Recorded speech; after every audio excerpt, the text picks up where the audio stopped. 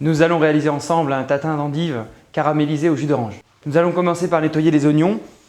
Pour ceci, retirer la fanne de l'oignon ainsi que la première peau si les oignons sont très sales, rincer-les sous l'eau froide, puis les couper à 6 cm de hauteur. Couper les oignons en deux dans la longueur, puis réaliser la même découpe sur les mini endives jaunes.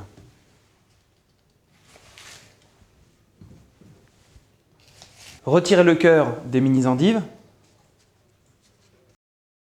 Dans une poêle chaude, saupoudrez de sucre semoule pour obtenir un caramel. Pendant que le sucre est en train de cuire, dans un moule à tarte, disposez une feuille de papier sulfurisé au fond.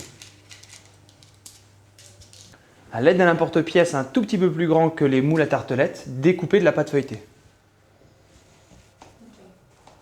Le caramel commence à prendre une jolie couleur.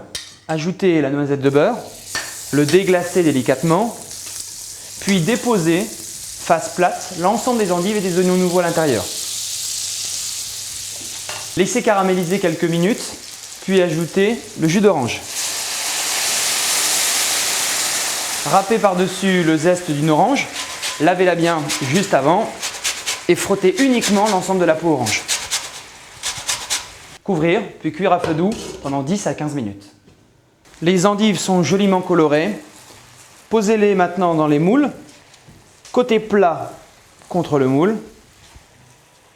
Ajoutez sur les endives un peu de caramel à l'orange et réservez les oignons nouveaux dans une petite assiette.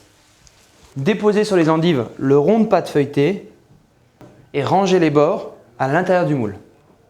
Piquez la pâte avec une pointe de couteau et cuire la tatin au four à 220 degrés pendant 20 minutes. La tatin d'endive vient juste de sortir du four, je la retourne sur une assiette. Je retire délicatement, attention c'est très chaud, le moule. Retirez ensuite le papier sulfurisé. Décorez avec quelques oignons blancs que nous avons tout à l'heure cuits également dans le caramel d'orange. Terminez cette succulente entrée végétarienne avec un petit lit de roquette assaisonné.